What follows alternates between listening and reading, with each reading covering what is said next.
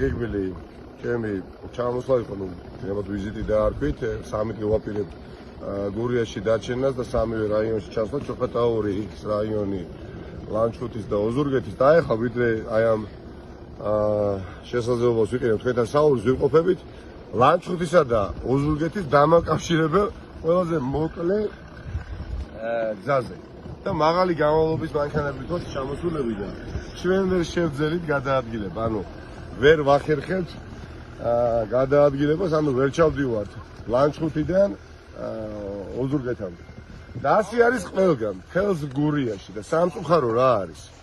არ რჩება არც ერთ ადამიანს დღეს გურიაში განცდა რომ განცდაზე საუბრო, პატრონი ყავს ამ რეგიონს.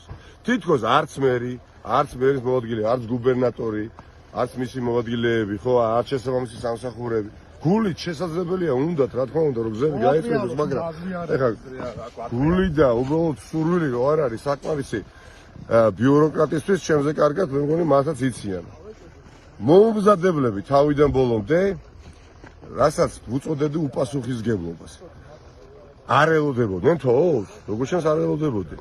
და თოვლი თუ მოვიდა და ტექნიკა არ ყავს შესაბამისი და არც მალავენ მერის წარმომადგენლები, რომ ტექნიკა წყობიდან გამოძეთ, იმიტომ რომ საბჭოთა კავშირის დროინდელი ტექნიკით მუშაობენ და მიხედეთ, ჩემო მეგობრებო, უხერხული არის.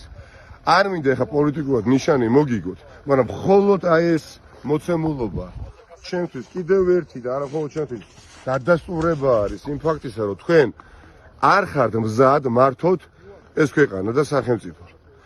არც ერთი რაიონი და არც ერთი რეგიონი. ამიტომ დაკავდით იმ საქმიანობით, რომელიც სასიცოცხლოდ მნიშვნელოვანია მოგვარების შემდეგ მოსახლეობისთვის. გზა მნიშვნელოვანია სასიცოცხლოდ, იმიტომ რომ ექიმთან ვერ მიდიან, პოლიცია ვერ მიდის, სასწრაფო ვერ მიდის. გაჩერებულია მთელი გურია, ერთი სიტყვით არ ფუნქციონირებს არაფერი. რატომ? იმიტომ რომ პასუხისგებელი პირი არ არსებობს.